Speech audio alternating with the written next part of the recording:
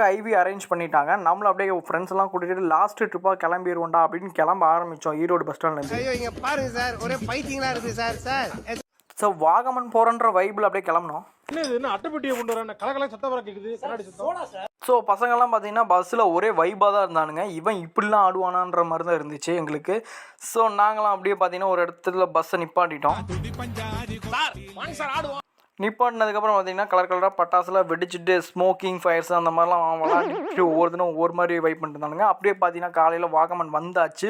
Sunrise எல்லாம் பார்த்துட்டு வீடியோலாம் எடுத்துகிட்டு இருக்கும்போது பார்த்தீங்கன்னா கரெக்டாக நாங்களும் அப்படியே ரூமுக்கு என்ட்ரானோம். ரூமுக்கு என்ட்ரானதுக்கப்புறம் ரெஃப்ரெஷ் ஆகிட்டு ஃபஸ்ட்டு வழியாக பைன் ஃபாரஸ்ட் தான் போயிருந்தோம். அங்கே அப்படியே ஒரு கிளிக்கை போட்டு நெக்ஸ்ட்டு ஜீப் சவாரிங்க. கிட்டத்தட்ட 5 மணி நேரமாக ஜீப்பில் ரவுண்ட் அடிச்சுட்டே இருந்தோம். மலைப்பகுதியெலாம் சுற்றி பார்த்துட்டு ஒரு த்ரில்லிங் அட்வென்ச்சர் மூமெண்ட்டாக தான் இருந்துச்சு. ஸோ அதெல்லாம் பார்த்து என்ஜாய் பண்ணிட்டு பார்த்தீங்கன்னா ஒரு அருவி மாதிரி இருந்துச்சு. அங்கே போய் அப்படியே ஃபோட்டோலாம் எடுத்துகிட்டு பார்த்தீங்கன்னா நைட்டு கேம்ப் ஃபயர் அரேஞ்ச் பண்ணியிருந்தாங்க.